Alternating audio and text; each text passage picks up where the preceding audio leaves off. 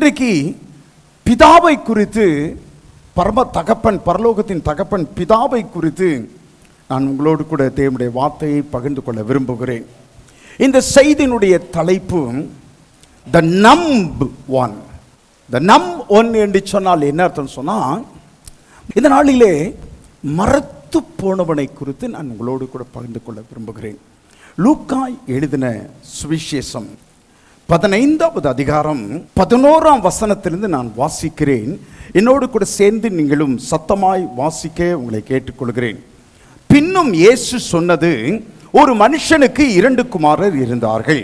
அவர்களில் இளையவன் தகப்பனை நோக்கி, தகப்பனே, ஆஸ்தியில் எனக்கு வரும் பங்கை எனக்கு தர வேண்டும் என்றான். அந்தபடி அவன் அவர்களுக்கு தன் ஆஸ்தியை பங்கிட்டு கொடுத்தான். சில நாளைக்கு பின்பு இளைய மகன் எல்லாவற்றையும் சேர்த்து கொண்டு தூர தேசத்துக்கு புறப்பட்டு போய் அங்கே துன்மார்க்கமாய் ஜீவனம் பண்ணி தன் ஆஸ்தியை அழித்து போட்டான். எல்லாவற்றையும் அவன் செலவழித்த பின்பு அந்த தேசத்திலே கொடிய பஞ்சம் உண்டாயிற்று. அப்பொழுது அவன் குறைவுபட தொடங்கி அந்த தேசத்து குடிகளில் ஒருவனிடத்தில் போய் ஒட்டி கொண்டான். அந்த குடியானவன் அவனை தன் வயல்களில் பன்றிகளை மேய்க்கும்படி அனுப்பினான். அப்பொழுது பன்றிகள் தின்கிற தவிட்டினாலே தன் வயிற்றை நிரப்ப ஆசையாயிருந்தான். ஒருவனும் அதை அவனுக்கு கொடுக்கவில்லை. அவனுக்கு புத்தி தெளிந்த போது அவன், என் தகப்பனுடைய கூலிக்காரர் எத்தனையோ பேருக்கு பூர்த்தியான சாப்பாடு இருக்கிறது, நானோ பசியினால் சாகிறேன். நான் எழுந்து என் தகப்பனிடத்திற்கு போய், தகப்பனே, பரத்துக்கு விரோதமாகவும் உமக்கு விரோதமாகவும் பாவம் செய்தேன். இனிமேல் உம்முடைய குமாரன் என்று சொல்லப்படுவதற்கு நான் பாத்திரன் அல்ல. உம்முடைய கூலிக்காரில் ஒருவனாக என்னை வைத்துக் கொள்ளும் என்பேன் என்று சொல்லி எழுந்து புறப்பட்டு தன் தகப்பனிடத்தில் வந்தான். அவன் தூரத்தில் வரும்போதே அவனுடைய தகப்பன் அவனை கண்டு மனதுருகி ஓடி அவன் கழுத்தை கட்டிக்கொண்டு அவனை முத்தம் செய்தான். குமாரன் தகப்பனை நோக்கி, தகப்பனே, பரத்துக்கு விரோதமாகவும் உமக்கு முன்பாகவும் பாவம் செய்தேன். இனிமேல் உம்முடைய குமாரன் என்று சொல்லப்படுவதற்கு நான் பாத்திரன் அல்ல என்று சொன்னான். அப்பொழுது தகப்பன் தன் ஊழியக்காரரை நோக்கி, நீங்கள் உயர்ந்த வஸ்திரத்தை கொண்டு வந்து இவனுக்கு உடுத்தி இவன் கைக்கு மோதிரத்தையும் கால்களுக்கு பாதரட்சியும் போடுங்கள். கொழுத்த கன்றை கொண்டு வந்து அடியுங்கள். நாம் புசித்து சந்தோஷமாய் இருப்போம். என் குமாரனாகிய இவன் மரித்தான், திரும்பவும் உயிர்த்தான், காணாமல் போனான், திரும்பவும் காணப்பட்டான் என்றான். அப்படியே அவர்கள் சந்தோஷப்பட தொடங்கினார்கள். அவனுடைய மூத்த குமாரன் வயலில் இருந்தான். அவன் திரும்பி வீட்டுக்கு சமீபமாய் வருகிற போது கீத வாத்தியத்தையும் நடன களிப்பையும் கேட்டு ஊழியக்காரில் ஒருவனை அழைத்து, இது என்ன என்று விசாரித்தான். அதற்கு அவன், உம்முடைய சகோதரன் வந்தார், அவர் மறுபடியும் சுகத்துடனே உம்முடைய தகப்பனிடத்தில் வந்து சேர்ந்தபடினாலே அவருக்காக கொழுத்த கன்றை அடிப்பித்தார் என்றான். அப்பொழுது அவன் கோபமடைந்து உள்ளே போக மனதில்லாதிருந்தான். தகப்பனோ வெளியே வந்து அவனை வருந்தி அழைத்தான். அவன் தகப்பனுக்கு பிரதியுத்தரமாக, இதோ இத்தனை வருஷ காலமாய் நான் உமக்கு ஊழியம் செய்து ஒரு காலம் உடைய கற்பனை மீறாதிருந்தும் என் சிநேகிதரோட நான் சந்தோஷமாய் இருக்கும்படி நீ ஒரு காலம் எனக்கு ஒரு ஆட்டுக்குட்டியையாவது கொடுக்கவில்லை. வேசிகளிடத்தில் உம்முடைய ஆசையை அழித்து போட்ட உம்முடைய குமாரனாகி இவன் வந்தவுடனே கொழுத்த கட்டை இவனுக்காக அடிப்பித்தீரே என்றான். அதற்கு தகப்பன், மகனே, நீ எப்போதும் என்னோடு இருக்கிறாய், எனக்குள்ளதெல்லாம் உன்னுடையதாக இருக்கிறது. உன் சகோதரனாகி இவனோ மரித்தான், திரும்பவும் உயிர்த்தான், காணாமல் போனான், திரும்பவும் காணப்பட்டான். ஆனபடினாலே நான் சந்தோஷப்பட்டு மகிழ்ச்சியாக இருக்க வேண்டுமே என்றார். மிகவும் அருமையான ஒரு ஓமை. பாவிகளை ஏற்றுக்கொண்டு அவர்களோடு கூட பந்திருக்கிறார். இதுதான் இயேசு கிறிஸ்துவின் மேல் அந்த நாட்களில் இருந்த மத தலைவர்கள் வைத்ததான குற்றச்சாட்டு. அவர் பாவிகளை ஏற்றுக்கொள்கிறார், பாவிகளோடு கூட பழகுகிறார், பாவிகளோடு கூட பந்தி இருக்கிறார். அந்த குற்றச்சாட்டுகளுக்கு பதில் சொல்லும் விதமாக இயேசு இந்த ஊமைகளை சொல்லுகிறார். 3 ஊமை: காணாமல் போன ஆடு, காணாமல் போன வெள்ளிக்காசு, அதை தொடர்ந்து அற்புதமான ஒரு ஓமை. இயேசு கிறிஸ்து 3.5 வருஷம் தான் ஊழியம் செய்தார். 33.5 வருஷங்கள் தான் உயிரோடு இருந்தார். ஆனா அவர் 3.5 வருஷத்திலே பேசின அந்த வார்த்தைகள் 2000 வருஷங்கள் கடந்த பின்னும் இன்னும் நாம் பேசிக்கொண்டே இருக்கிறோம். ஆமென் சொல்வீங்களா? உலகத்திலே எல்லா இடங்களிலும், மூளை முடுக்குகளிலும், பட்டணங்களிலும், கிராமங்களிலும், எல்லா இடங்களிலும், மலைகளிலும், பள்ளத்தாக்குகளிலும் 2000 வருஷத்திற்கு முன்புதான் இயேசு பேசிய வார்த்தைகள் இன்றைக்கும் பேசப்பட்டு வருகின்றன. எனக்கு 68 வயதாகிறது. என்னுடைய செய்தியை நூற்றுக்கணக்கானவர்கள் கேட்கிறார்கள். ஆனால் 100 வருஷத்திற்கு அப்புறம் என்ன ஞாபகம் வச்சிருப்பாங்களான்னு சொன்னால் நிச்சயமாக வச்சிருக்க மாட்டாங்க. 100 வருஷத்துக்கு அப்புறம் நிச்சயமாக ஞாபகம் வச்சிருக்க மாட்டாங்க. ஒரு கால் நான் எழுதின புத்தகங்கள் ஒரு சிலர் கையில் இருக்கும்போது அவர்களுக்கு என்னுடைய நினைவுகள் வரக்கூடும். ஆனால் இயேசு கிறிஸ்து அவர் சொன்ன வார்த்தைகள் இன்றைக்கும் அப்படியே ஆழமானதும் அழுத்தமானதுமாக இருக்கிறது. ஆமென். அவர் ஓமையை சொன்னார். அது காணாமல் போன ஆட்டை பற்றியது. இந்த ஆடு காணாமல் போய்விட்டது. மேய்ப்பன் மற்ற 99 ஆடுகளையும் அப்படியே வனாந்தரத்தில் விட்டுவிட்டு காணாமல் போன ஒரு ஆட்டை தேடி போனான். அதை கண்டுபிடித்து மிகுந்த சந்தோஷத்தோடு அவன் திரும்பினான். ஒரு ஸ்திரீக்கு 10 வெள்ளிக்காசுகள் இருந்தது. அதில் ஒரு வெள்ளிக்காசு காணாமல் போயிட்டது. அவள் விளக்கை கொளுத்தி வீட்டை பெருக்கி அந்த காணாமல் போன காசை தேடினாள், கண்டுபிடித்தாள். கண்டுபிடித்தவுடன் அவள் மிகுந்த சந்தோஷப்பட்டாள். ஒரு மனுஷனுக்கு 2 குமாரர்கள் இருந்தார்கள். மூத்தவன் ஒருவன், இளையவன் ஒருவன். அந்த இளையவனை பற்றி தான் நிறைய பேர் தெரியும். மூத்தவனை பற்றி நிறைய பேருக்கு தெரியாது. அந்த இளையவன் ஒரு நாள் தகப்பனிடத்தில் போய் தனக்கு சேர வேண்டிய அந்த பங்கை, சொத்தை அவன் இப்பொழுதே எனக்கு வேண்டும் என்று சொல்லி கேட்டு வாங்கினான். யூத கலாச்சாரத்தின்படி அது ஒரு அவமரியாதைக்குரியது, டிஸ்ரெஸ்பெக்டபிள் ஆக்ட், அவமரியாதைக்குரிய ஒரு காரியம். அப்பா உயிரோடு இருக்கும்போது எந்த ஒரு யூதனும் அப்பாவிடத்தில் போய் சொத்தை பிரித்து கேட்கக்கூடாது.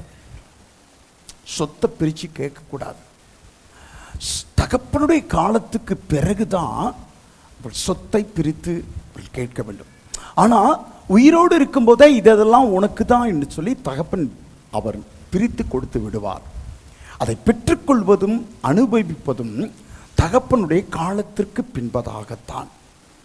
ஆனால் தகப்பன் உயிரோடு இருக்கும்போதே எனக்கு இப்பயே தான் சொல்லி கேட்பது அவமரியாதைக்குரியதான ஒரு காரியம். ஆமாம். என்ன அர்த்தம் சொன்னா, இப்பயே பிரிச்சு கொடுன்னு சொன்னா, யூத கலாச்சாரத்தின்படி என்ன அர்த்தம் சொன்னா, நீ ஏன் இன்னும் உயிரோட இருக்கிற, அப்பா பார்த்து பிள்ளை கேட்கிறதாக அர்த்தம். நீ என்ன சாகாம இருக்கிற, நீ செத்து தொலைஞ்சாதான் நான் நல்லா இருக்க முடியும் அப்படின்னு சொல்லுகிறதாக அர்த்தம். எனக்கு உரிய பங்கை எனக்கு பிரித்து கொடு என்று சொல்லுவது அதுதான் அதனுடைய அர்த்தம். அப்பாவுக்கு அவமரியாதை. அதை கேட்டுக்கொண்டிருக்கிற மற்றவர்களுக்கும் அது மிகுந்த அவமரியாதைக்குரிய ஒரு காரியமாக எண்ணப்படுகிறது. ஆகவே தகப்பன் இலகிய மனம் கொண்டவன்.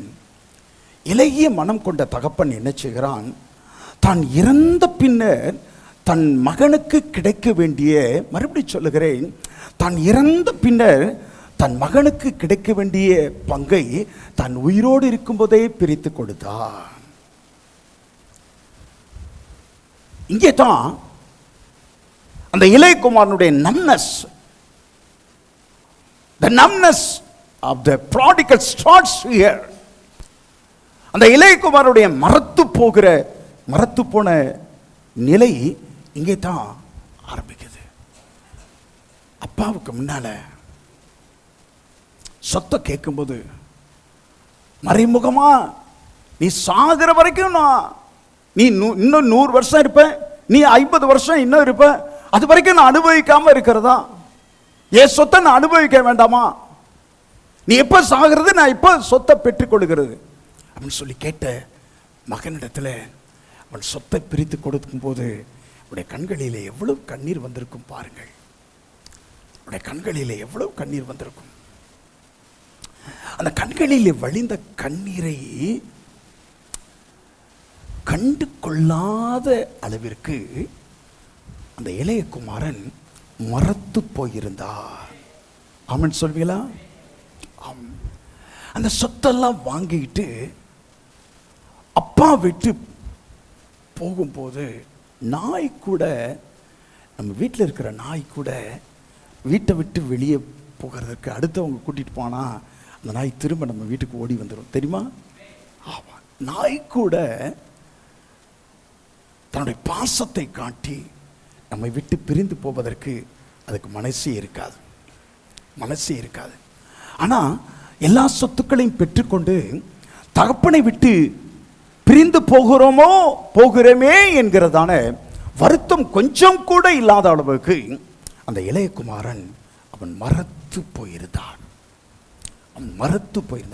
அவன் எல்லாவற்றையும் சேர்த்து கொண்டான். தூர தேசம் போனான். தூர தேசத்திலே துன்மார்க்கமாய் ஜீவனம் பண்ணினான். அவன் துன்மார்க்கமாய் ஜீவனம் பண்ணி தகப்பனிடத்திலிருந்து கேட்டு வருத்தி பெற்றுக்கொண்டு வந்த எல்லா ஆஸ்தியையும் அவன் அழித்து போட்டான். அவன் இழந்து போனான். கர்த்தர் ஸ்தோத்திரம். அவனிடத்தில் பணம் இருந்த வரைக்கும் நண்பர்களுக்கு, சுற்றிலும் இருந்த நண்பர்களுக்கு குறைவே இல்லை. அவன் கையிலே பணம் இருந்த வரைக்கும் பெண் தோழிகளுக்கு குறைவே இல்லை. தாராளமாய் செலவழித்த வரை ஏராளமாய் அவனோடு கூட இருந்தவர்கள் எண்ணிக்கைக்கு அதிகமாக இருந்தார்கள். கர்த்தர் ஸ்தோத்திரம். ஆனால் எல்லாவற்றையும் செலவழித்த பின்பு அவன் கையிலே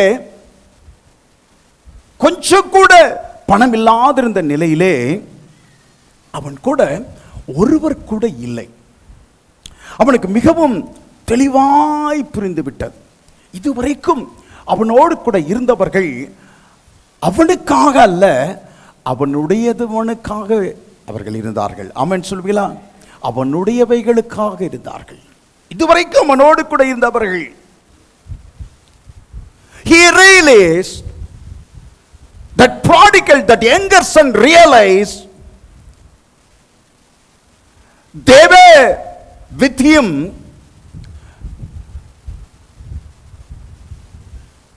only for what he had, not for who he was. அவனோடு கூட இருப்பதல்ல, அவனிடத்தில் இருந்தவைகளுக்காக அவருடைய நண்பர்களும் பெண் தோழிகளும் அவனோடு கூட இருந்தார்கள். அல்லேலூயா. தேசத்திலே கொடிய பஞ்சம் உண்டாயிற்று. கூட ஒருவரும் இல்லை, கையில காசு கிடையாது. கையில காசு கிடையாது. அப்பா வீட்டில் இருந்த வரைக்கும் வேலை செய்தது கிடையாது, வேலை செய்யவும் தெரியாது. இப்போ அடுத்த வேலைக்கு சாப்பாடு சாப்பிடுன்னு சொன்னா அவன் வேலை செய்து தான் ஆகணும். யூத கலாச்சாரம் அல்லாத இஸ்லாமியரும் யூதர்களும் அங்கே பள்ளிவாசலோடு கூட தொடர்புடையவர்களாகவே தான் இருப்பார்கள். ஜப ஆலயத்தோடு தொடர்புடையவர்களாக தான் இருப்பாங்க. தனியாக ஒரு யூதனோ இஸ்லாமியனோ 99% அவர்கள் தனித்து இயங்க மாட்டார்கள், வாழ மாட்டார்கள். அவர்கள் சமுதாயத்தோடு கூட சேர்ந்து தான். இப்போ யூத கலாச்சாரம் இல்லாத அந்நிய தேசம் இது. அந்த அந்நிய தேசத்திலே கொடிய பஞ்சத்தின் நாட்களிலே வேலை தேடி அவனை அலைந்தான். அவன் தோற்றத்தை பார்த்த மட்டில் பெரிய வீட்டு பிள்ளை மாதிரி இருந்திருப்பான்.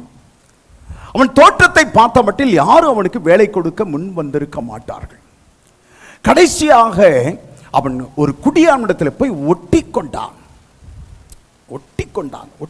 என்ன, ஐயா சாமி என்ன சொன்னாலும் சரி, எனக்கு பசிக்குது, ஏதாச்சும் வேலை போட்டு கொடுங்க, என்ன செஞ்சாலும் நான் செய்கிறேன். No demand. ஒட்டி கொண்டான். எனக்கு பசிக்குது, சாப்பிட்றதுக்கு சாப்பாடு இருக்கிறதுக்கு இடம் கொடுத்தா போதும், வேற ஒன்றும் கேட்க மாட்டேன். குடியாபன் சொன்னா, உனக்கு வேலை கொடுக்கறதுக்கு எனக்கிட்ட வேலை கிடையாது, ஆனால் ஒன்று செய், நீ என்கிட்ட பன்றிகள் கொஞ்சம் இருக்குது, அந்த பன்றிகளை வேண்டுமானால் அதை மேய்ச்சிருன்னு சொன்னார். இவன் ஒரு யூத வாலிபன். பெரும்பாலும் யூத பிள்ளைகள் பன்றிகளை பார்த்திருக்கவே மாட்டார்கள். பன்றிகள் என்பது யூதர்களுக்கு அருவருப்பான காரியம். அவன் சொன்னான், ஃபீட் மை பிக்ஸ் என்று சொன்னான். என்னுடைய பன்றிகளுக்கு நீ தீனி போடுகிற வேலையை வேணா செய்யின்னு சொன்னான். ரொம்ப பஞ்சம் கொடியதுன்னு சொன்னால், நல்ல வேலை செய்றவங்க வீட்டிலேயே சாப்பாடு இருக்காது. பஞ்சத்தின் நாட்களில் எத்தனை பேர் நீங்கள் பார்த்துருக்கீங்களா, அனுபவிக்கிறீங்க? 67 பஞ்சத்தெல்லாம் பார்த்துருக்கீங்களா? ஐயா ராமச்சந்திரன் ஐயாலாம் இருப்பார், கிதியன் ஐயா இருந்திருப்பார். அந்த பஞ்சத்தின் நாட்கள் எல்லாம் தெரியுமா? ஆமாம், ஒரு வேளை தான் சோறு. என்னங்கய்யா ஐயா? கரெக்டு. மற்ற நேரங்கள்லாம் கேழ்வரகு தான் சாப்பாடு. அந்த அரிசியும் கேழ்வரகும் மண்ணெண்ணையும் எண்ணெயும் வாங்கிறதுக்கு 3 மணி நேரம் 4 மணி நேரம் கியூவில் நின்னா தான் கிடைக்கும். 3 மணி நேரம் 4 மணி நேரம். கர்த்தர் ஸ்தோத்திரம். எண்ணெயை வாங்கிட்டு கிடைச்ச சந்தோஷத்தில் கொஞ்சம் வந்த பாருங்க, ஓடி வந்தேன். ஏத்தாப்புல ஒருத்தன் என் மேலே அவன் மோதினதில் எண்ணெய் பாட்டில் கீழே விழுந்து உடஞ்சி எங்கள் அம்மாட்ட அடி வாங்கினது இன்னைய வரைக்கும் வலிக்குது எனக்கு. அவ்வளோ பஞ்சம். இந்த பஞ்சத்தில் இவன் எண்ணெய் கிடைக்கிறத பெருசு, இவன் எண்ணெயும் வாங்கிட்டு வந்த எண்ணெயும் இவன் கீழே போட்டு உடைச்சிட்டானே. கொடிய பஞ்சம். நல்ல வீட்லேயே, வருமானம் உள்ள வீட்லேயே சாப்பாடுக்கு இயலாத ஒரு நிலை. அப்போ வேலைக்காரங்களுக்கும் அடிமைகளுக்கும் சாப்பாடு எங்கே போவாங்க? கர்த்தர் ஸ்தோத்திரம். இவனுக்கு அரை வயிறு கால் வயிறு கிடைச்சாலே போதுன்ற ஒரு நிலைமை. ஆனால் அரை வயிறு கால் வயிறு கூட இவனுக்கு கிடைச்சிருக்க வாய்ப்பு இல்லை. பன்றிகளுக்கு இவன் இரையை போடுகிறான். அந்த பன்றிகளுக்கும் வழக்கமாக போடுகிற இறை இல்லாதபடிக்கு அந்த பன்றிகளுக்கும் அரை வயிறு நிறையத்தக்கதான இறைதான், தீனி தான் போடப்பட்டிருக்கும். அந்த பன்றிகளுக்கு போடுகிற அந்த இறையை, தீனியை அவன் பன்றிகளுக்கு போட்ட பொழுது அப்படியே அதனுடைய அந்த கலரை பார்த்து அவன் ரொம்ப அப்படியே ஆசைப்பட. he decide feeds of the pigs. அவன் இருதயத்தில் அந்த பன்றி தீவனத்தை பார்த்து அவன் இருதயத்தில் ஒன்று அதை சாப்பிடணும்னு ஒரு ஆசை வந்துச்சான். சாப்பிடணும் எடுத்தான்.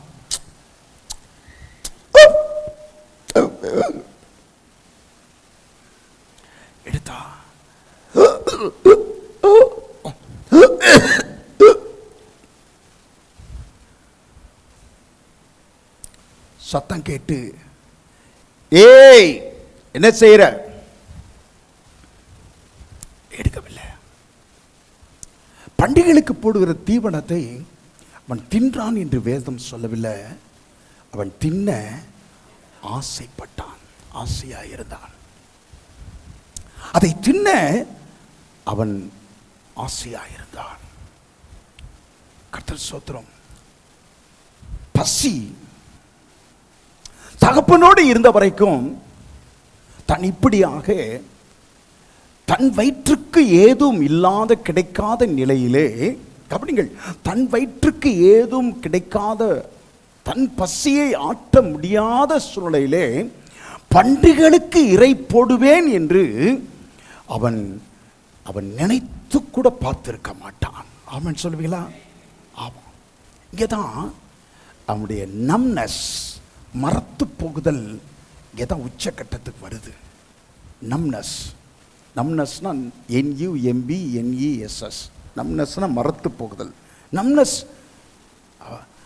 குஷ்டம் வந்தவங்க ஏன் சீக்கிரத்தில் செத்து போயிடறாங்கன்னு சொன்னா, அவன் காலில் மரத்து போயிருக்கும், விரல்கள்லாம் மரத்து போயிருக்கும், கையெல்லாம் மறைத்து போயிருக்கும். தீயில கை வச்சா கூட கை வெந்துரும், ஆனா அவர்களுக்கு வலிக்காது. முள்ளு குத்தி கண்ணாடி குத்தி கால் கிழிஞ்சா கூட ரத்தம் வரும், ஆனா அவர்களுக்கு வலிக்காது. மரத்து போய்விட்டது, மரத்து போய்விட்டது. மாம்சம் மரத்து போய்விட்டது.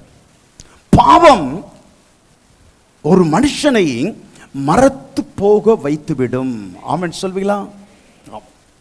சொல்லுங்கள். பாவம் ஒரு மனுஷனை மரத்து போக செய்யும்.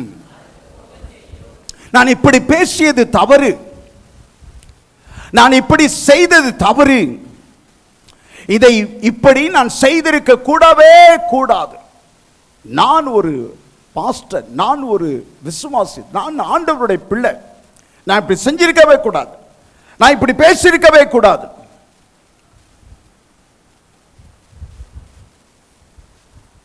மரத்து போய்விடும். அந்த உணர்வே இருக்காது, அந்த உணர்வே இருக்காது. பின் விளைவுகளை பற்றி அது ஒருபோதும் நினைக்காது. பாவம் பின் விளைவுகளை மறத்து போகுதல் என்றால் பின் விளைவுகளை பற்றி அவர் நினைக்கவே மாட்டான். ஏன்னா மறத்து போயிருச்சு.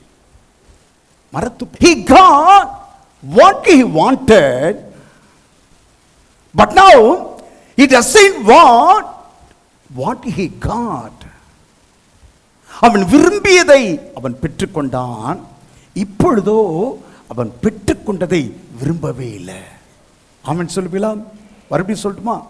அவன் விரும்பியதை பெற்றுக்கொண்டான், இப்பொழுதோ பெற்றுக்கொண்டதை, yes, he got what he wanted, but now he doesn't want what he got. மரத்து போன நிலைமை. ஒரு நாள் அவன் இப்படி இருக்கும்போது வேதம் சொல்லுகிறது, he came to himself. அவனுக்கு புத்தி தெளிந்தது. ஆமென் சொல்லுவீங்களா? புத்தி தெளிந்த போது, அவனுக்கு புத்தி தெளிந்த போது அப்படிதான் என்ன அர்த்தம் சொன்னா, ஆங்கிலத்தில் என்ன இருக்குன்னு சொன்னா he came to himself.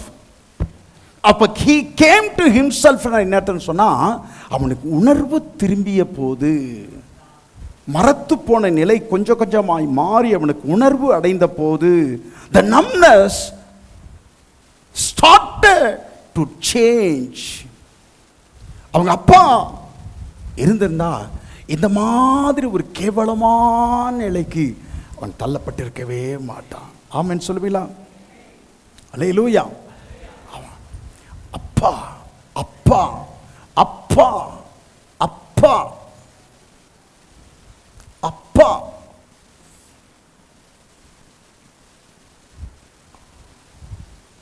ஆயிரத்தி 1977 முதன்முறையாய் இப்படி ஒரு கூட்டத்திற்கு போன பொழுது என்னுடைய மரத்து போன நிலைமை மாறியதை நான் உணர்ந்தேன். I realized that I was separated from my father.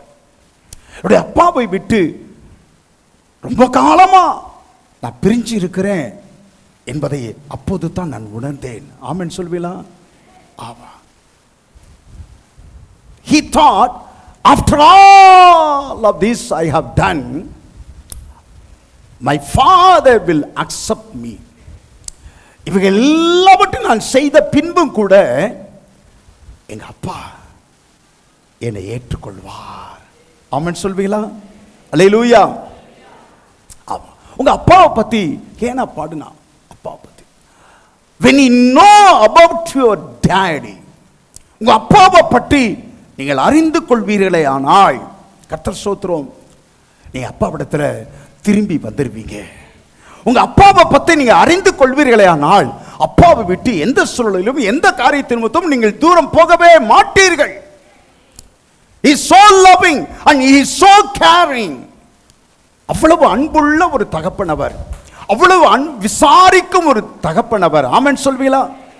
ஒருபோது உன்னை நியாயம், never he will judge you, never he will criticize you, never never never, ஒருபோது உன்னை நியாயம் தீர்க்க மாட்டார், ஒருபோது உன்னை விமர்சிக்க மாட்டார், ஒருபோது உன்னை கண்டம் பண்ண மாட்டார். நீ ஒண்ணுத்துக்கு லாய்க்கில்லாதவன் என்று சொல்லி ஒருபோதும் உங்களை கண்டம் பண்ண மாட்டார். ஆமென் சொல்லுவீங்களா? அல்லேலூயா. உங்களை எந்த சூழலிலும் எந்த நாளிலும் தன்னுடைய இரு கரம் நீட்டி அணைத்துக் கொள்ளும் தகப்பனவர். அவனுக்கு உணர்வு அடைந்தான். மரத்து போன நிலை மாறினது, மாறத் தொடங்கியது. மரத்து போன நிலை மாறத் தொடங்கியது. The numbness began to change. மரத்து போன நிலைமை மாறத் தொடங்கியது. அவன் ரிஹர்சல் பண்ணுறான். அப்பாட்ட போனா அப்பாவை பார்த்தா நம்ம என்ன சொல்லும்? நம்ம என்ன சொல்லும்? தகப்பனே, உமக்கு விரோதமாகவும், சொல்லுங்க, பரத்துக்கு விரோதமாகவும் உமக்கு முன்பாகவும் பாவம் செய்தேன். உம்முடைய குமாரையில் ஒருவனாக நான் பாத்திரன் அல்ல. உம்முடைய குமாரன் என்று சொல்லப்படுவதற்கு, இனிமேல் உம்முடைய குமாரன் என்று சொல்லப்படுவதற்கு நான் பாத்திரன் அல்ல. உம்முடைய கூலிக்காரர்கள் ஒருவனாக வைத்துக் கொள்ளும். தகப்பனே, பரத்துக்கு விரோதமாகவும் உமக்கு முன்பாகவும் நான் பாவம் செய்தேன். இனிமேல் உம்முடைய குமாரன் என்று சொல்லப்படுவதற்கு நான் பாத்திரன் அல்ல. உம்முடைய கூலிக்காரரில் ஒருவனாக வைத்துக் கொள்ளும். தகப்பனே, பரத்துக்கு விரோதமாகவும் உமக்கு முன்பாகவும் பாவம் செய்தேன். இனிமேல் உம்முடைய குமாரன் என்று சொல்லப்படுவதற்கு நான் பாத்திரன் அல்ல. உம்முடைய கூலிக்காரர்கள் ஒருவனாக வைத்துக் கொள்ளும். தகப்பனே, பரத்துக்கு விரோதமாகவும் உமக்கு முன்பதாகவும் நான் பாவம் செய்தேன். இனிமேல் உம்முடைய குமாரன் என்று சொல்லப்படுவதற்கு நான் பாத்திரன் அல்ல. உம்முடைய கூலிக்காரர்கள் ஒருவனாக வைத்துக் கொள்ளும். தகப்பனே, சொல்லுங்களேன், நானே சொல்லிக்கிட்டு இருக்கேன். தகப்பனே தானா? அவ்வளவுதானா? அப்படியே வண்டி நின்றுச்சு. தகப்பனே, பரத்துக்கு விரோதமாகவும் உமக்கு முன்பாகவும் பாவம் செய்தேன். இனிமேல் உம்முடைய குமாரன் என்று சொல்லப்படுவதற்கு பாத்திரன் அல்ல. உம்முடைய கூலிக்காரர்கள் ஒருவனாக வைத்துக் கொள்ளும். தகப்பனே, பாவம் செய்தே, இனிமேல் உம்முடைய கூலிக்காரர்கள் ஒருவனாக வைத்துக் கொள்ளும். உண்மையான மனம் திரும்புதல் என்பது அதுதான். இந்த உண்மையான மனம் திரும்புதலிலே கவனிங்கள். இந்த உண்மையான மனம் திரும்புதலிலே வார்த்தைகளை கவனிங்கள். நான் நான் நான் நான். அல்லேலூயா. பரத்துக்கு விரோதமாகவும் உமக்கு முன்பாகவும் நான் பாவம் செய்தேன். உம்முடைய இனிமேல் உம்முடைய குமாரன் என்று சொல்லப்படுவதற்கு நான் பாத்திரன் அல்ல. உம்முடைய கூலிக்காரரில் ஒருவனாக என்னை வைத்துக் கொள்ளும். நான் நான் நான். கர்த்தர் ஸ்தோத்திரம். சரியான உண்மையான மனம் திரும்புதல் அப்படிதான். Never you will make excuse when you repent truly. உண்மையாய் மனம் திரும்பும் போது அந்த அந்த சாக்கு போக்கே நாம் சொல்ல மாட்டோம். You don't excuse anymore. You don't make excuse anymore. எந்த சொல்லி எக்ஸ்கியூஸ் பண்ணவே மாட்டோம். சாக்கு போக்கு சொல்லவே மாட்டோம். எல்லாம் அவன் அப்படி செஞ்சதுனால தான், அவ பேசினதுனால தான் நான் அடித்தேன், அவ இப்படி சொன்னதுனால தான் நான் இப்படி செஞ்சேன், நானாக அல்ல. அவங்க இப்படி சொன்னதுனால தான் நான் இப்படி செஞ்சேன், அவர் இப்படி சொன்னதுனால தான் நான் இப்படி செஞ்சேன், சூழ்நிலை அப்படி இருந்துச்சு, அது மாதிரி அப்படி அதனால செஞ்சேன். அதெல்லாம் இல்லை, அதெல்லாம் இல்லை.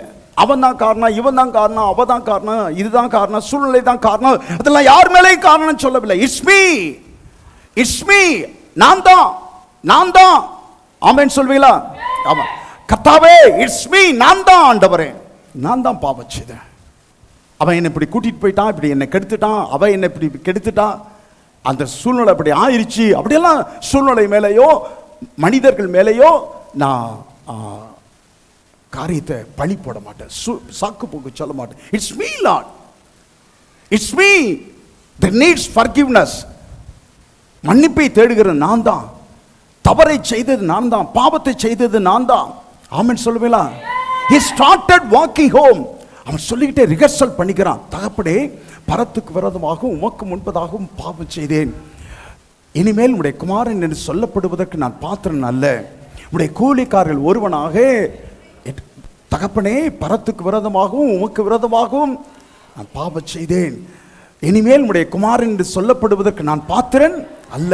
உடைய கூலிக்காரர்கள் ஒருவனாக என்னை வைத்துக் கொள்ளும்.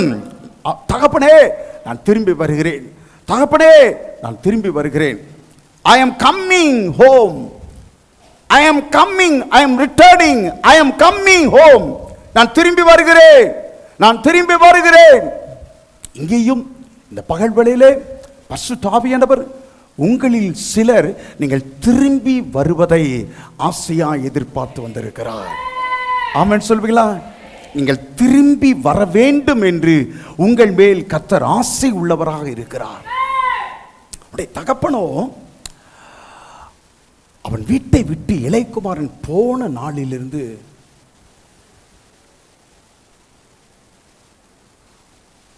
ஸ்தோத்திரம் ஸ்தோத்திரம்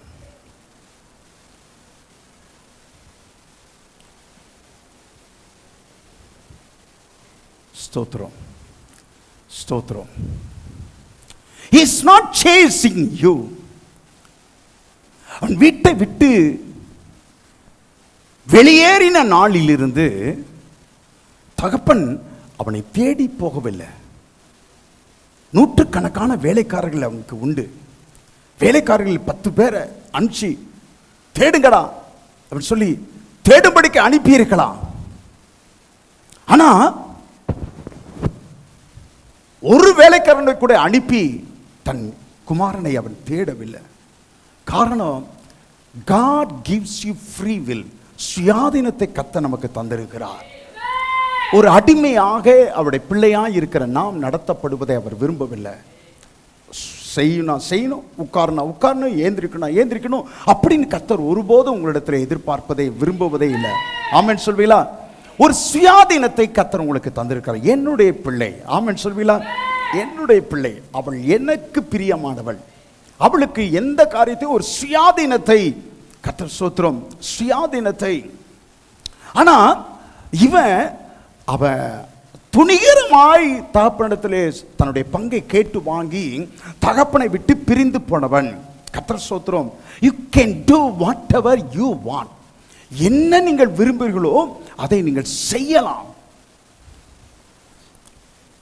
நீங்க சொல்லக்கூடாது, கர்த்தர் தடுத்திருக்கலாம்ல, கர்த்தர் தடை பண்ணியிருக்கலாம்ல, யோனாவை தடுத்திருக்கலாம்ல, தடை பண்ணியிருக்கலாம்ல, இளையகுமாரனை தடுத்திருக்கலாம்ல, தடை பண்ணியிருக்கலாம்ல. இல்லை, ஒருபோதும் தடுக்க மாட்டார், ஒருபோதும் தடை பண்ண மாட்டார். நீங்கள் அவருடைய சித்தத்தை செய்ய வேண்டும் என்று எதிர்பார்க்கிறார். நீங்கள் அவருடைய சித்தத்தை தள்ளி உங்கள் சுய விருப்பத்தை, உங்கள் சுய சித்தத்தை நீங்கள் செய்ய விரும்பும் போது நீங்கள் செய்வதை ஒருபோதும் கர்த்தர் தடுக்கவும் மாட்டார், ஒருபோதும் கர்த்தர் தடை செய்யவும் மாட்டார். உங்களை தேடி போக மாட்டார். என்னை தேடி இயேசு எப்ப வந்தார்? என்னை தேடி இயேசு எப்ப வந்தார்? சொல்லுங்க, என்னை தேடி எப்ப வந்தார்? சொல்லுங்க. அவரை அறியாதிருந்த காலத்தில் என்னை தேடி வந்தார் ஒழிய, நீ துணிகரமா பாவம் செஞ்சுட்டு போனதுக்கு அப்புறம் உன்னை தேடி இயேசு வருவாரா? பாடாதீங்க, பாவத்தை செஞ்சுட்டு அந்த பாட்டை பாடாதீங்க. உங்களை தேடி இயேசு வரமாட்டார். மகனை தேடி அவன் போகவில்லை, தேடி வரமாட்டார். ஆனால் நீங்கள் வருவதை, திரும்பி வருவதை எதிர்பார்த்து கொண்டே இருப்பார். கரங்களை தட்டி கர்த்தருக்கு மகிமை செலுத்துவோமா? சொல்லுங்க, தேடி வரமாட்டார், ஆனால் நான் திரும்பி வருவதை எதிர்பார்த்து கொண்டே இருப்பார். He won't. He is not chasing you. He is not chasing you, but he kept on waiting for you. உங்களுக்காக அவர் காத்துக்கொண்டே இருப்பார், காத்துக்கொண்டே இருப்பார்.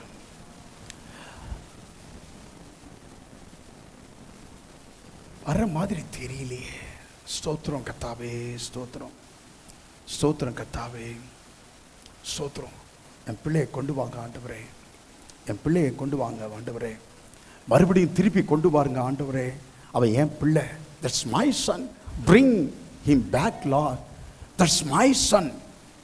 மொபைலை பார்த்து பார்த்து பார்த்து கெட்டு போயிருக்கிறான் ஆண்டவரே, அவனை திரும்பி கொண்டு வாங்க ஆண்டவரே, திரும்பி கொண்டு வாங்க. போர்ன் வீடியோவை பார்ப்பதில் அடிமைப்பட்டு போயிருக்கிறான் ஆண்டவரே, அந்த ஆபாச வீடியோக்களை அடிமைப்பட்டு கிடக்கிறான் ஆண்டவரே, அவனை திரும்பி கொண்டு வாருங்க, திரும்பி கொண்டு வாருங்க, திரும்பி கொண்டு வருவாங்க. ரகசியமாய் குடிக்க அடிமையாய் கிடக்கிறான் ஆண்டவரே, அவனை திரும்பி கொண்டு வாங்க, திரும்பி கொண்டு வாருங்க. கர்த்தர் ஸ்தோத்திரம், திரும்பி கொண்டு வாருங்க ஆண்டவரே. என் மகனை திரும்பி கொண்டு வரணுமே, என் பிள்ளையை திரும்பி கொண்டு வரணுமே. ஒரு நாள் தூரத்திலே அவன் வருவதைப் போல தெரிந்தது, அவனைப் போல தெரிந்தது, கொஞ்சம் மாற்றம். ஆனால் தூரத்திலே தன்னுடைய இளைய குமாரனைப் போலவே வருவது, அவனைப் போலவே இளைய குமாரனைப் போலவே அவன் கண்களுக்கு தெரிந்தது. அவன் தன் கண்களை அகல விரித்து பார்க்கிறான். இளைய குமாரன் தான். வாசல் கதவை திறந்து கொண்டு, வேலி கதவை திறந்து கொண்டு அவன் உள்ளே வருகிறான். உள்ளே வருகிறான். உள்ளே வரும்போதே தகப்பன் இறங்கி இறங்கி ஓடி அவன் வருகிறான். வாசலுக்கு அருகே வரும்போதே, வாசலை கதவை திறந்து கொண்டே வரும்போதே தகப்பன் இறங்கி ஓடுகிறான். இறங்கி அது யூத கலாச்சாரத்திலே ஒரு மதிப்பு குறைவான செயல். ஒரு எஜமான் என்கிற அந்தஸ்தில் இருக்கிற ஒரு முதியவர், கவனிங்கள், ஒரு முதியவர், எஜமான் அந்தஸ்தில் இருக்கிறவர், மிராசுதார் அந்தஸ்திலே, பண்ணையார் அந்தஸ்திலே இருக்கிற ஒரு முதியவர், யூத கலாச்சாரத்தின்படி எந்த காரணத்தினாலும் இறங்கி ஓடவே கூடாது. ஓடவே, எந்த காரியத்திற்கும் ஓடவே கூடாது. அது அன்டிக்னிஃபைடு ஆக்ட். அது மதிப்பு குறைவான ஒரு செயல், மதிப்பு குறைவான செயல். நிறைய காரியங்கள் யூத கலாச்சாரத்தில், இஸ்லாமிய கலாச்சாரத்தில் நிறைய காரியங்கள். ஆமாம், வேஷ்டி கட்டியிருக்கிற ஆடை அப்படியே அலசிக்கிட்டு போகக்கூடாது. கணுக்காலுக்கு கீழே அலசிக்கிட்டு போயிடுச்சுன்னு சொன்னால் பரலோகத்தில் அல்லாஹ் அவர்களை திரும்பி கூட பார்க்க மாட்டார். அதனால தான் இஸ்லாமியர்கள் அப்படியே கணுக்காலுக்கு மேலே அப்படியே கட்ட கைலி மாதிரி, கட்ட லுங்கி மாதிரி கட்டியிருப்பாங்க. பாருங்க, அவன் வேஸ்ட் பாருங்க, ரொம்ப தூக்கி கட்டியிருப்பாங்க. ஏன்னா அல்லாஹ் விரும்ப மாட்டார். கலாச்சாரம். ஒரு பெரியவர் ஓடக்கூடாது, கலாச்சாரம். பெரியவர் ஓடக்கூடாது. இப்போ அவன் ஓடுகிறான். தூரத்திலே அவனை கண்டு அவன் தகப்பன் ஓடி அவரை கட்டி அணைத்து கொண்டான். ஆமன் சொல்லுவீங்களா? ஆவான். அவன் அப்பாவிடத்தில் உயிரோடு இருக்கும்போதே சொத்தை கட்டாயப்படுத்தி வாங்கி கொண்டு போனதே அவன் மரியாதைக்குரிய ஒரு காரியம். அவன் மரியாதைக்குரிய ஒரு காரியம். அவன் அப்பாவை மாத்திரம் அவமானப்படுத்தவில்லை, அவன் சமூகத்தையும் அவன் அவமானப்படுத்துகிறான். Son disrespected not only his father, also his community. அவனுடைய சமூகத்தையே அவன் கேவலப்படுத்தி விட்டான்.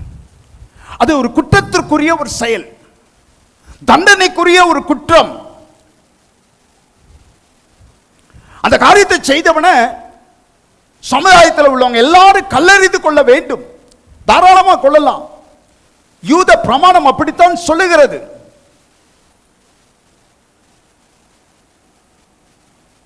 ஆனா தகப்பன் இறங்கி ஓடினார்ல, ஓடினது காரணம் என்ன தெரியுமா?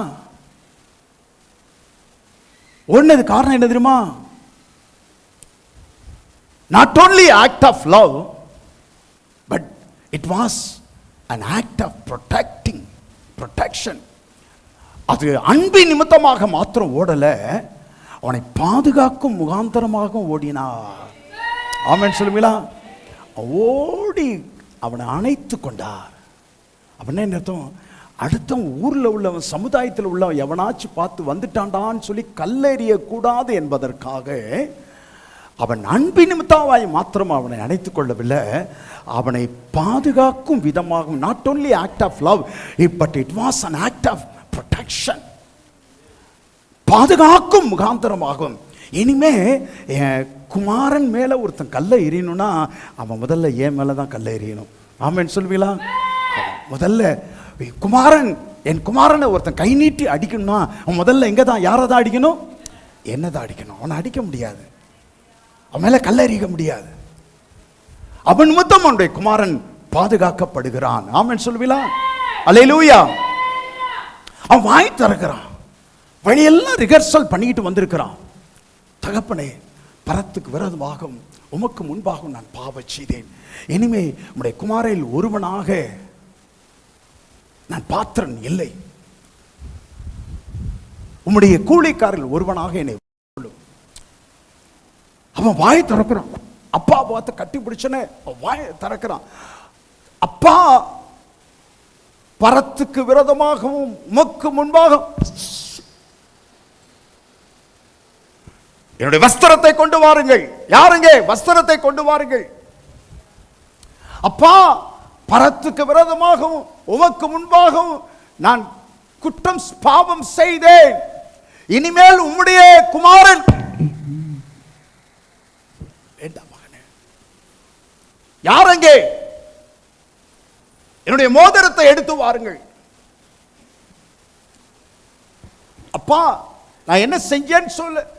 தகப்பனே, பரத்துக்கு விரோதமாகவும் உமக்கு முன்பாகவும் நான் பாவம். என்னுடைய காலணியை எடுத்து வாருங்கள், ஷூவை எடுத்து வாருங்கள். அப்பா, பரத்துக்கு விரோதமாகவும் உமக்கு யாருங்க? கொளுத்த கன்றை பிடித்துக் கொண்டு வந்து அடியுங்கள். ஆமென், ஆமென், அல்லேலூயா. அப்பா, நான் என்ன சொல்லி முடிக்கல.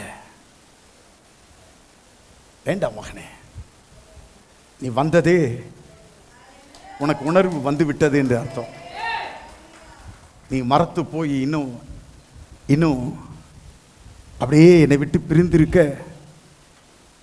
நீ வந்ததே, நீ உடைந்து விட்டாய், மனம் திரும்பி விட்டாய் என்ற அர்த்தம். இந்த பகல் வேளையில் உங்களில் சிலரை இயேசுவை நீங்கள் அறிந்தவர்களோ அறியாதவர்களோ நீங்கள் உணர்வடைந்து அப்பாவிடத்தில் நீங்கள் திரும்பி வர வேண்டும் என்று அப்பா விரும்புகிறார். ஆமென் சொல்லுவோமா? அல்லேலூயா, அல்லேலூயா. இன்னும் பையன் வீட்டுக்குள் நுழையவே இல்லை, இன்னும் அவன் குளிக்கவே இல்லை. அவன் மேல பன்னி வாட அடிக்குது, அவன் மேல அழுக்கு வாட அடிக்குது, இன்னும் குளிக்கவே இல்லை. அதற்குள்ளாக அவனுக்கு புதிய வஸ்திரம் மாற்றப்பட்டு விட்டது, அவன் கைகளில் மோதிரம் மாற்றப்பட்டு விட்டது, அவன் கால்களில் செருப்புகள் அணிவிக்கப்பட்டு விட்டது. ஆமென் சொல்வீங்களா? கொளுத்த கன்றை பிடித்துக் கொண்டு வந்து விட்டார்கள். அந்த வீடு முழுவதும் கொண்டாட்டம் ஆரம்பித்து விட்டது. எல்லாரும் ஆடி பாடி கொண்டாட ஆரம்பித்து விட்டார்கள். எல்லாரும் இன்னைக்கு யாரும் வேலைக்கு போக வேண்டாம், என் குமாரனாக இவன் மரித்தான், திரும்பவும் உயிர்த்தான், காணாமல் போனாள், இவன் திரும்பவும் கிடைக்க பெற்றான், எல்லாரும் கொண்டாடி மகிழுங்கள் என்று சொன்னார் தகப்பன். எல்லாரும் கொண்டாடி மகிழ்கிறார்கள். ஆரவார சத்தம், கீத வாத்தியங்கள், எல்லா இன்ஸ்ட்ருமெண்ட்ஸ் எல்லாம் வாசித்து கர்த்தருக்கு ஸ்தோத்திரம், மகா பெரிய கொண்டாட்டம் நடந்து கொண்டிருக்கிறது. வயலில் வேலை செய்து விட்டு வந்த மூத்த மகன் திரும்பி வருகிறான். திரும்பி வரும்போதே கீத வாத்தியங்களின் சத்தம் கேட்டு அவன் என்ன சத்தம் இது என்று சொல்லி வேலைக்காரர் ஒருத்தரை கேட்கிறான். வேலைக்காரில் ஒருவன் சொல்கிறான், உம்முடைய தம்பி திரும்பி வந்துட்டாரு, அப்பா அதை பெரிய சந்தோஷமாய் கொண்டாட்டமாய் கொண்டாடும்படிக்கு சொல்லிட்டாரு. யாரு? வேஸ்தைகளிடத்தில் ஆஸ்தியை விற்று போட்ட அவன் வந்துட்டானா? அவன் உள்ளே போகல, அவன் உள்ள போகல, அவன் வெளியவே நின்று கொண்டிருந்தான், வெளியவே நின்று கொண்டிருந்தான். கர்த்தர் ஸ்தோத்திரம். கவனிங்க, younger son spent his money with prostitutes. The older son spent his time in accusing.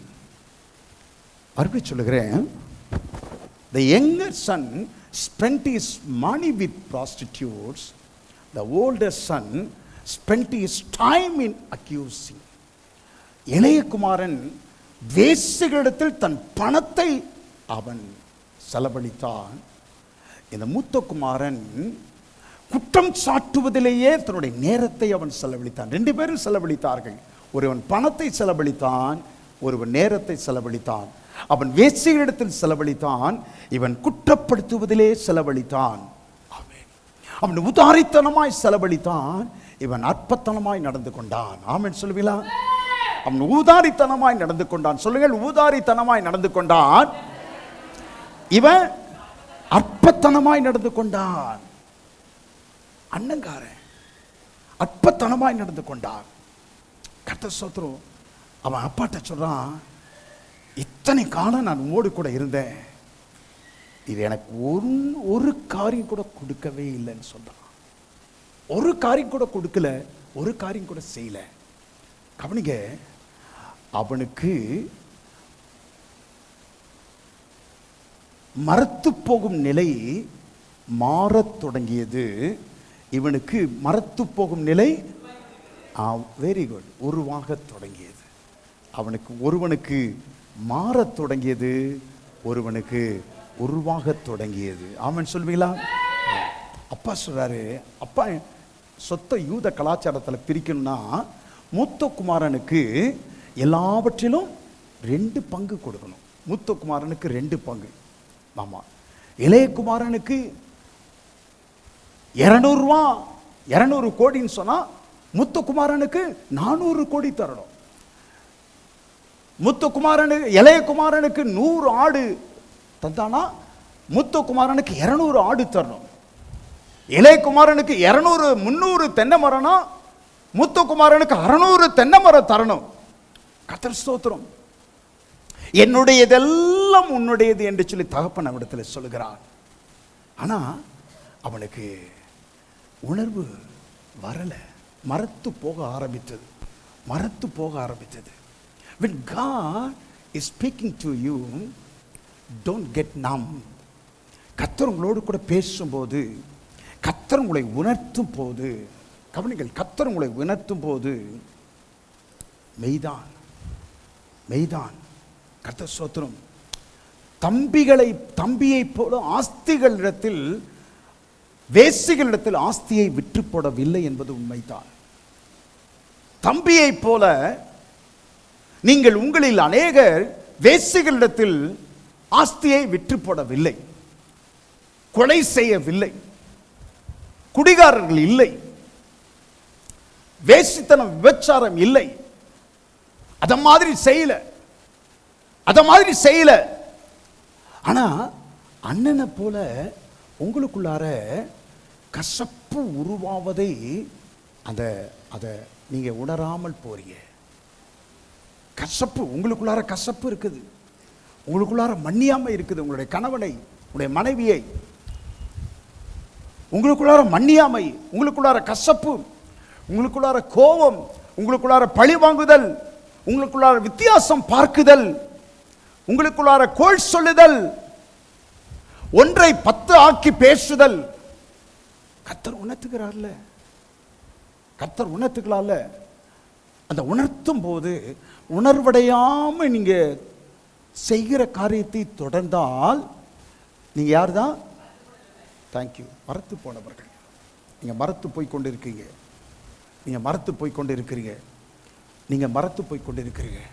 அடுத்தவங்களுடைய பேச்சை, அடுத்தவங்களுடைய மொபைல்ல பேசுறத ரெக்கார்ட் பண்ணி குறைய 1 2 3 4 5 6 சொல்லி லிஸ்ட் போட உங்களுக்கு தெரியுது. லிஸ்ட் போட உங்களுக்கு நன்றாக வகை தெரியும். But what you do is, you know how to delete your history. மொபைல்ல அந்த ஹிஸ்டரியவே, யாரோட பேசுனீங்க, என்ன செய்தீங்க, அந்த ஹிஸ்டரியவே டெலீட் பண்ண உங்களுக்கு நல்லாவே தெரியும். என்ன செஞ்சு எங்க போய் புகுந்து போனாலும் கண்டுபிடிக்க முடியாதபடிக்கு அதை டெலீட் பண்ண உங்களுக்கு தெரியும். and you pop up and look like better. எல்லாவற்றையும் செய்வதெல்லாம் செய்து விட்டு ஒன்றும் தெரியாதவனை போல இருக்கவும் உங்களுக்கு நன்றாய் தெரியும். இருக்கவும் உங்களுக்கு நன்றாய் தெரியும். கர்த்தர் ஸ்தோத்திரம். ஆனா கர்த்தர் கவனிங்க, அப்படியே அண்ணன் பக்கத்தில், மூத்தவன் பக்கத்தில் நின்று அப்பா பார்த்துக்கிட்டே இருக்கான் முகத்தை. என்ன என் கூட இருந்து கொண்டே இப்படி மரத்து போய் கொண்டே இருக்கிறானே. ஆமென் சொல்லுமா. என் கூட இருந்து கொண்டே இப்படி மரத்து போய் கொண்டிருக்கிறானே. ஒருவன் தூர தேசம் போய்விட்டு மரத்து போனவன் உணர்வு பெற்று அவன் திரும்பி வந்திருக்கிறான். ஆனால் கூட இருக்கிறவன் மரத்து போகிறதை அறியாமலேயே அவன் கூட நின்று கொண்டிருக்கிறான். தகப்பனுக்கு அவனுக்கும் ரொம்ப தூரம் கிடையாது. தகப்பனுடைய வீட்டிற்கும் அவனுக்கும் ஒரு சில ஸ்டெப்பு தான். வீட்டு வாசலுக்கு படிக்கு வெளியே நின்று கொண்டு பேசி கொண்டிருக்கிறான். அப்பாவுக்கு பக்கத்தில் நின்று பேசி கொண்டிருக்கிறான். ஆனா மரத்து போய்கொண்டு மரத்து போன காரியங்களை அவன் செய்கிறான். மரத்து போன நிலையை உருவாக்கி கொண்டிருக்கிறான். நான் உங்களுக்கு சொல்கிறேன், கடந்த ஒரு 3 மாத காலங்களில் ஒரு 100 நாள், இந்த 100 நாட்களில் நீங்கள் பேசியதை, நீங்கள் செய்ததை, உங்கள் நடவடிக்கைகள் எல்லாவற்றையும் அப்படியே கர்த்தர் ஒரு தூதனை அனுப்பி, கர்த்தர் ஸ்தோத்திரம், ஒரு பென் டிரைவில் எல்லாத்தையும் போட்டு மக்கள் எல்லாரையும் வர சொல்லி எல்லாரை பற்றியும் எல்லாரும் தெரிந்து கொள்ளட்டும்னு சொல்லி ஸ்க்ரீனில் போட்டா எத்தனை பேர் வருவீங்கன்னு நினைக்கிறீங்க? எத்தனை பேர் வருவீங்க? கடந்த 100 நாட்களில் நீங்கள் பேசியது, நீங்கள் செய்தது எல்லாவற்றையும் கர்த்தர் பார்த்துக்கிட்டு இருக்கிறாரா? ஆமாம். மூத்தகுமாரன் செய்கிறதும் பேசுகிறதும் எல்லாவற்றையும் கர்த்தர் பார்த்துக்கிட்டு இருக்கிறாரா? ஆமாம். செயலெல்லாம் பார்க்குறாரு. அவன் கண்களிலே கோபம் கொப்பளிக்கிறது, ஆத்திரம் கொப்பளிக்கிறது, பழி வாங்க துடிக்கிறான். அவன் வாயில வார்த்தைகள் கொச்சையாய் பச்சையாய் தடித்தனமான வார்த்தைகள் வருகிறது. தம்பின்னு சொல்லவே இல்லை. வேஸ்தைகளில் உங்க பணத்தை வேஸ்தைகளில் அழித்து போட்ட உம்முடைய குமாரன் வந்திருக்கிறான். ஓம் பிள்ளை, ஓம் மகன் சொன்னான், ஏன் தம்பின்னு சொல்லல. அப்பா பார்த்துக்கிட்டே இருக்கிறார். அப்பா பார்த்துக்கிட்டே இருக்கிறார். 100 நாள்ல நீங்க பேசுனதும், 100 நாள்ல கடந்த 100 நாள்ல நீங்க செய்ததையும் போட்டு காட்டுட்டோம். ஒன்றும் இல்லை ஆண்டவரே, எனக்கு பிரச்சனை இல்லை. மக்கள் எல்லாரும் இப்போ எப்படி என்னை பார்க்குறாங்களோ, ட்ரீட் பண்ணுறாங்களோ, மதிக்கிறாங்களோ, அப்படித்தான் நாளைக்கும் அதை பார்த்த பிறகு மதிப்பாங்கன்னு சொல்கிறவங்க யாராச்சும் இருந்தீங்கன்னா நான் உங்களை பாராட்ட விரும்புகிறேன். நீங்கள் ஏஞ்சி நிற்கலாம். கடந்த 100 நாட்களில் நான் பேசுனது, செய்தது, நடந்து கொண்டது எல்லாவற்றையும் பென் டிரைவில் போட்டு ஒரு தூதன் வந்து கொடுத்து அதை எல்லாரும் பார்க்க செய்து 100 நாளில் 300 நாளாக இருந்தாலும் எல்லாரும் என் மேலே வச்சுருக்க மதிப்பை வச்சுருப்பாங்க. எல்லாரும் என்கிட்ட அதே பாசத்தை, அன்பை வைத்திருப்பாங்க. நிச்சயம் மாற்றம் இருக்காதுன்னு சொல்கிறவங்க யாராச்சும் இருக்க முடியுமா? எனக்கு சந்தேகம். If you are a younger son, start coming home. உணர்வடைந்து மரத்து போகுதல் நீங்கி உணர்வடைந்து நீங்கள் திரும்பி வர வேண்டும் என்று அப்பா எதிர்பார்த்து கொண்டிருக்கிறார். நீங்கள் ஒரு மூத்த குமாரன் என்றால், நீங்கள் மூத்த குமாரனை போல நீங்கள் மரத்து போகும் காரியங்களுக்கு இடம் தராமல் உணர்வுள்ளவர்களாக இருக்க அப்பா உங்களிடத்தில் எதிர்பார்ப்பு வைத்திருக்கிறார். உங்களை பற்றி தான் இன்றைக்கு பரிசுத்த ஆவியானவர் பேசுகிறார். நீங்கள் அப்பாவிடத்தில் திரும்பி வர வேண்டும். அப்படியே எழும்பி நிற்போமா? தயவாக எல்லாரும் முடியாதவர்கள் கூட எழும்பி நில்லுங்கள். முடியாதவர்கள் கூட பேச வேண்டாம், யாரும் பேச வேண்டாம். முடியாதவர்கள் கூட ரொம்ப அமைதியாக கேட்டீங்க, மிக்க நன்றி. முடியாதவர்கள் கூட எழும்பி நில்லுங்க. இன்றைக்கி நான் சில ஆக்ஷனோட காரியங்கள் செய்யணும்னு சொல்லி விரும்பினேன். ஆனால் ஏனோ கர்த்தர் அதை மறந்து போக செய்து விட்டார். கர்த்தர் நல்லவர். அப்படியே தலைக்கு மேலாக உங்கள் கைகளை உயர்த்தி, ஒன்று நீங்கள் இளையகுமாரனாய், இங்கே இருக்கிறவர்கள் ஒன்று நீங்கள் இளையகுமாரனாய் இருக்க வேண்டும், இல்லாவிட்டால் மூத்த குமாரனாய் இருக்க வேண்டும். அப்படியே உணர்ச்சி வசப்பட்ட அல்ல, கைகளை தாழ அல்ல, வெட்கப்படாமல் உயர்த்தி நீங்கள் இளையகுமாரனானால் உணர்வடைந்து திரும்புவதை, அப்பாவிடத்தில் திரும்புவதை, உங்க அப்பா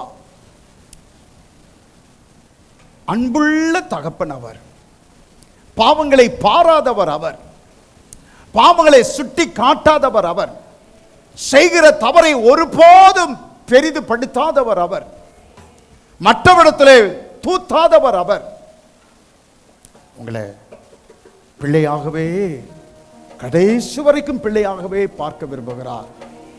திரும்பி வரவே, நீங்க எவ்வளவு பெரிய பாவம் செஞ்சிருந்தாலும் சரி, குடித்திருந்தாலும் சரி, குடியை விட்டு இன்னும் வெளிவர முடியலனாலும் சரி, இன்னும் வேற எந்த கெட்ட பழக்கங்களுக்கு அடிமைப்பட்டு கிடந்தாலும் சரி, நீங்கள் திரும்பி வருவதை அப்பா ஆசையோடு பார்க்கிறார்.